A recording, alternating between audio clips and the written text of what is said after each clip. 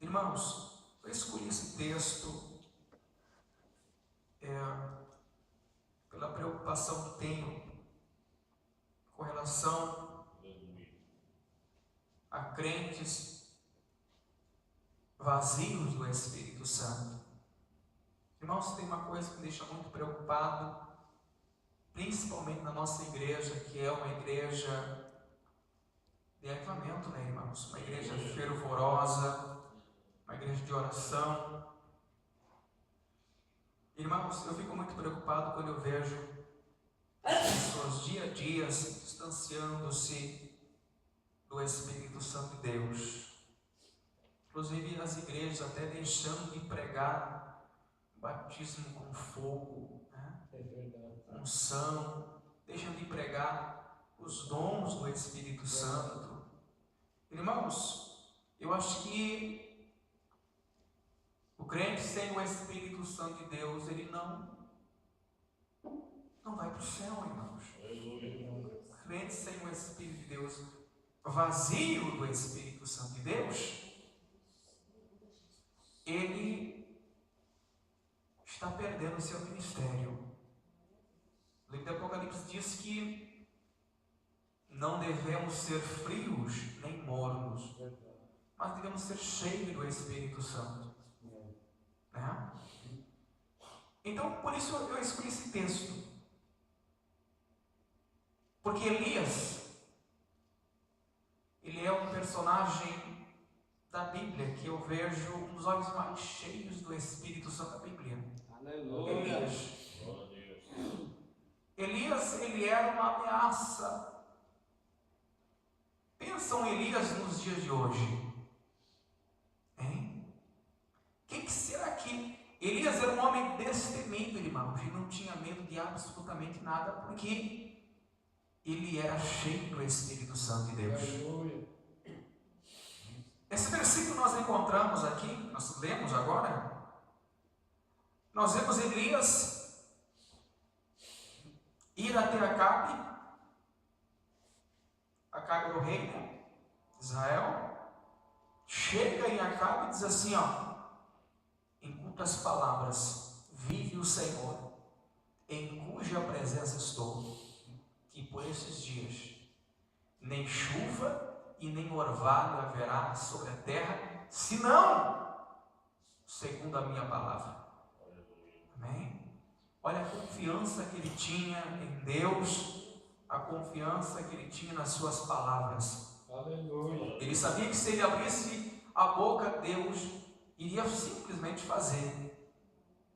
Porque Elias era um homem que tinha uma relação próxima, uma relação íntima com Deus. Aleluia.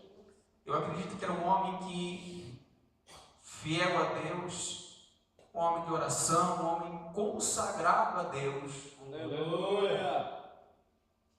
Amados irmãos, a Bíblia diz que depois que Elias profetiza para Acabe, o Espírito de Deus orienta Elias, Deus fala para Elias, melhor dizendo, se esconder, né? Próximo ao ribeiro de Querite, porque ali o Senhor iria lhe sustentar, como sustentou, né? Com pão e carne pela manhã, pão e carne pela tarde, ele viveria num ribeiro. Amém? Depois que o ribeiro secou, Deus fala para Elias que havia preparado uma viúva para lhe sustentar. Então Elias saiu dali e foi para Sarepta, né? E lá tinha uma viúva que lhe sustentou, conforme a palavra de Deus. Logicamente que existe um milagre um pouquinho antes, o milagre da multiplicação, porque talvez Elias imaginou uma viúva muito rica, né? Quando ele chegasse lá, essa viúva seria uma viúva milionária que iria lhe proporcionar tudo, mas não foi assim, né? Quando Elias chegou lá, a senhora só tinha um pouquinho de farinha na panela e iria preparar uns bolinhos para ela e o filho comer e morrer. Se é a última alimentação. Quando Elias pediu água, ela foi e disse: não, me traz também um bolo para mim. Ele falou: não tenho, infelizmente não tenho. O que eu tenho é para mim e o meu filho. E acabei de ir pegar uns cavaquinhos, como você está vendo. Vou preparar um fogo e vou fazer um bolinho para mim, para meu filho, para que comamos e morramos. Aí então Elias abre a boca e fala: vai e prepara, mas prepara primeiro para mim. Depois vocês, primeiro prepare para mim, porque assim diz o Senhor: a farinha da panela não se acabará e nem o azeite da botija. Aleluia! Amém? E mais uma vez Deus honra aquele homem. Queridos irmãos, Deus procura Elias nos dias de hoje. Aleluia! Pessoas que sejam próximas, pessoas que levantem-se pela madrugada para conversar com Deus, né? Quando o homem conversa com Deus, quando a mulher conversa com Deus, Deus santifica a vida dele, Deus santifica a vida dela. Aleluia! Aleluia! Por mais que ela seja uma mulher, por mais que ele seja um homem voltado para o mundo, cheio de vaidades, né? E tem pessoas falando: é impossível Deus falar comigo. Mas se ele se aproximar de Deus, Deus prepara o vaso. Deus prepara aquele homem, aquela mulher, até chegar a um ponto que ele possa ouvir a sua voz. Como Deus preparou Moisés, não preparou? Quando Moisés estava preparado, Moisés foi convidado a ir ao monte conversar com Deus. Aleluia! Então, irmão, assim, quando nós chegarmos a um nível que possamos receber revelações de Deus, Deus vai dar revelações para nós. Porque isso é profecia. Joel profetizou que nos últimos dias Deus derramaria do seu Espírito Santo. Aleluia! Né? E Deus daria sonhos, visões, revelações. Aleluia, Jesus! Amados irmãos, Deus novamente fala com Elias e disse: Elias, isso é no capítulo 18, vai e apresenta-te a Acabe, porque eu hei de trazer chuva sobre a terra. Aí então Elias vai apresentar-se a Acabe, e quando ele vai apresentar-se, ele encontra-se um homem, um servo de Acabe, Obadias. E quando ele encontra-se com Obadias no caminho, ele fala assim: aonde está o teu Senhor? Obadias, quando reconhece Elias, Obadias pensa que desce do cavalo, dobra os joelhos, porque naquele dia o rei Acabe havia chamado Obadias e falou assim: Obadias, está aqui diante de nós a terra, tu vai pegar um caminho e eu vou pegar outro, e nós vamos em busca de fontes, vertentes de água, aonde tinha vertentes de água, para ver se nós encontramos alguma erva viva em torno das antigas vertentes de água, para que possamos colher essas ervas para manter ao menos os animais, os cavalos reais vivos. Ao menos, entenda o que eu estou dizendo, ao menos os cavalos vivos, os cavalos do rei vivo. Porque até então eu imagino que galinha, patos e marrecos já não existia mais, irmãos. Porque a Bíblia nos fala de 3 anos e meio sem chuva e sem orvalho sobre a face da terra. Você já pensou? Não precisa nem isso, 3 meses de seca, o nosso rio aqui no Jaguara já fica só pedra ali, irmãos. Agora pensa vocês, 3 anos e meio sem chuva e sem orvalho. Quando Obadias vê Elias, ele dobra o joelho. Elias fala: onde está o teu Senhor? Ele se volta: meu Senhor, é o seguinte, não existe reino em toda a face da terra aonde Acabe não tenha me mandado atrás de você. Eu fui atrás de você, mas aonde eu chegava tu não estava. Agora pensa você, se eu vou dizer para Acabe que você está aqui esperando ele, quando eu voltar aqui, você não vai estar aqui, porque o Espírito de Deus vai ter levado você para algum lugar. Obadias já sabia do ministério de Elias, que o ministério de Elias era um ministério de poder, um ministério extraordinário, que Deus pegava Elias e arrebatava de um lugar para o outro. E quando quando eu chegar aqui, Acabe ver que você não está aqui, simplesmente ele vai me matar. Caso eu pequei contra ti, para que tu me entregue a minha vida na mão dele. Aí então Elias mais uma vez abre a boca. Homem fiel a Deus, quando ele abre a boca, todo mundo sabe que está falando a verdade, irmãos. Ponto final. E ele fala assim, ó, vive o Senhor que ainda hoje eu tenho que se apresentar a Acabe. Eu falei, então já que, não, calma lá, então deixa que eu vou lá dizer para o homem que está aqui. Ele sabia que Elias não iria voltar atrás, porque Elias usou a expressão, vive o Senhor, que ainda hoje eu tenho que se apresentar a Acabe. Amados irmãos, quando ele se apresenta a Acabe já vem tentando desmoralizar Elias. Fala assim, és tu, o perturbador de Israel? Ele disse, não, eu não sou perturbador de Israel, não, mas você. E a linhagem dos teus pais, os teus pecados, o pecado da tua esposa, Jezabel, é que tem trazido todo esse mal para Israel. Agora, pois, reúna todo Israel. Os 450 profetas de Baal e os 400 profetas de Azer no Monte Carmelo. Porque você vê quem é Deus de Israel. Quem é o Deus de Israel? Porque até então Acabe não queria servir a Deus. O rei não queria se voltar a Deus. O rei queria servir a Baal. Amados irmãos, combinaram então. E reuniu-se Israel e todos os sacerdotes de Baal no Monte Carmelo.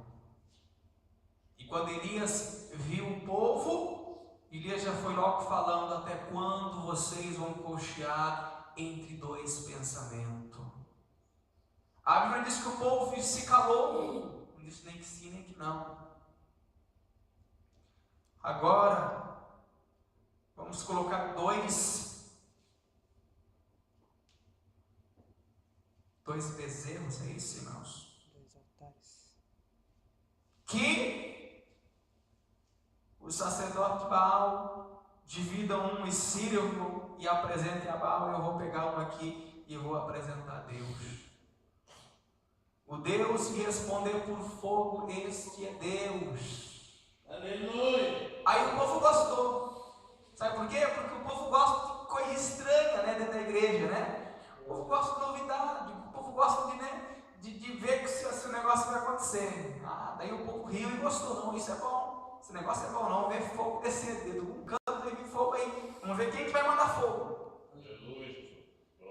Assim fizeram, irmãos. Mas Elias falou o seguinte: como vocês são maior número, comecem vocês a clamar. E de manhãzinha eles já começaram e foram até o meio-dia. Haviam preparado o altar, cortado o animal em partes, né? E começaram a clamar: Baal, Baal responde, né? E o costume deles, irmãos, era derramar fogo nos sacrifícios, sangue no sacrifício, melhor dizendo. A carne estava ali, não haviam colocado fogo porque eles não deixou, não. Pode deixar a carne em cima da lenha aí. O teu Deus vai ter que mandar fogo e vai ter que queimar esse negócio aí. Aí eles começavam a se cortar, a derramar o seu sangue e clamar. Aí Elias começava a zombar e talvez eu clamo mais alto, porque talvez ele está viajando, ele é com Deus, né? Talvez esteja ocupado, não está ouvindo agora, mas clama mais alto. E assim foi até o meio-dia. Quando chegou o meio-dia, Elias falou assim: agora calma lá, agora é minha vez. Chegaram-os a ele, e o povo chegou a ele. E a Bíblia diz que a primeira coisa que ele fez foi consertar o altar que estava caído. Então, a princípio, devemos consertar o altar. E consertar o altar é nada mais, nada menos que dobrar os joelhos, pedir perdão por todos os nossos pecados, com sinceridade, né? Não esconder nenhum pecadinho para Deus, se abrir para o Senhor, pedir perdão, pedir para que Ele nos limpe de verdade. Aleluia. E de coração prometer a Deus que nós vamos mudar. Porque se pensa que nós enganamos a Deus, nós não enganamos a Deus, irmão. Fala: Senhor, me perdoa porque nunca mais, Senhor, eu quero participar da ceia. Deus sabe. Está falando: Senhor, me perdoa, mas lá no coração você já está pensando, né? Me dá uma escapadinha, e o Senhor sabe. Então Deus conhece a oração quando a oração é sincera.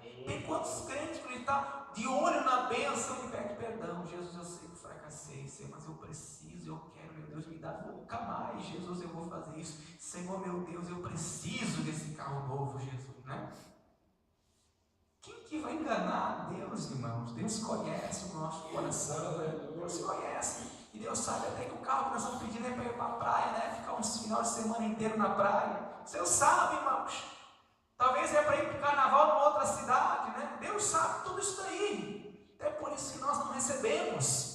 Mas quando nós oramos, Senhor, de todo o nosso coração, Senhor, perdoa. Consertamos o altar. Elias, eu volto a dizer, ele tinha uma relação íntima com Deus, muito próxima. E quando ele consertou o altar, pegou 10 pedras, simbolizando as 12 tribos de Israel, colocou no altar as 10 pedras. Olha que coisa linda de Deus, irmãos. Abriu uma vala em volta do altar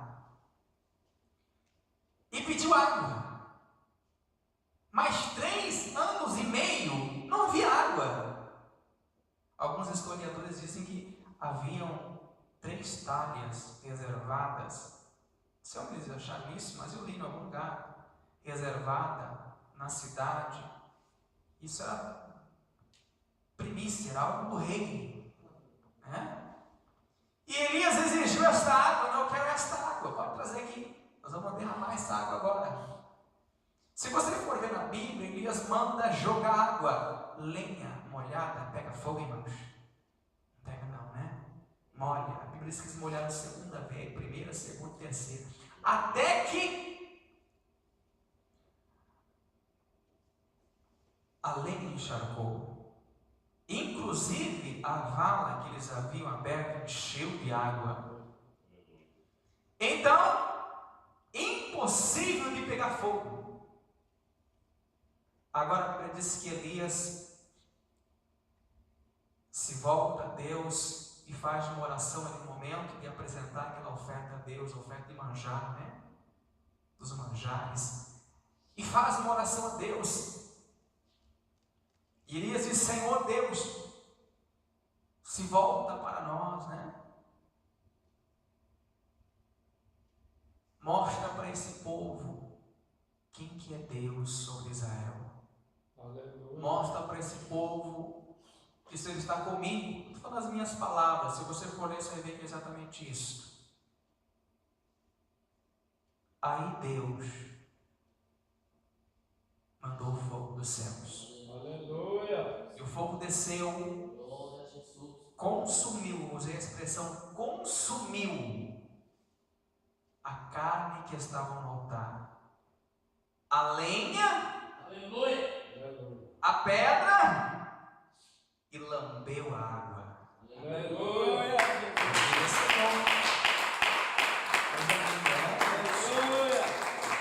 O que me chamou a atenção nisso tudo é que aqueles homens, eles clamaram ao Deus deles, oraram, meio-dia.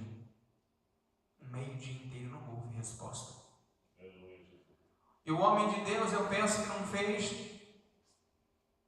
30 segundos de oração. Porque o homem de Deus, a mulher de Deus, irmãos, ele tem uma relação com Deus, ele fala e Deus faz. Aleluia. Você vai orar por alguém numa casa, alguma pessoa doente, você não precisa fazer menor de oração. Você bota a mão lá e fala: ó, em nome de Jesus Cristo. Aleluia. Está entendendo? Porque tu é de Deus. Deus está na tua vida. Amados irmãos, depois disso aqui, a Bíblia diz que Elias pede que sejam eliminados os sacerdotes de Baal e manda dizer para Acabe: sobe para a tua casa lá, pode comer e beber, porque eu ouço o ruído de águas. Aleluia. Eu ouço o ruído de uma grande chuva. Aleluia. E enquanto Acabe foi para sua casa beber e comer, a Bíblia diz que Elias subiu um pouquinho a mais de onde eles estavam. Elias subiu ao cume do Monte Carmelo, ele e os seu moço. Olha o segredo, irmãos. Dobrou o joelho e colocou a sua cabeça entre as pernas, ou seja, rosto no chão. Humilhou-se diante de Deus. E ali ele falou com o moço assim, ó, sobe, vai para a banda do norte, tem uma banda ali, não lembro agora, e olha. E o moço foi e voltou e falou, não vi nada não. Falou, você vai, volta lá 7 vezes. E ele ficou rosto no chão, falando com Deus. O moço voltou primeira, segunda, terceira, quarta, quinta e sexta. Na 7ª vez ele volta e diz assim, ó, eis que eu vejo uma nuvem do tamanho da mão de um homem.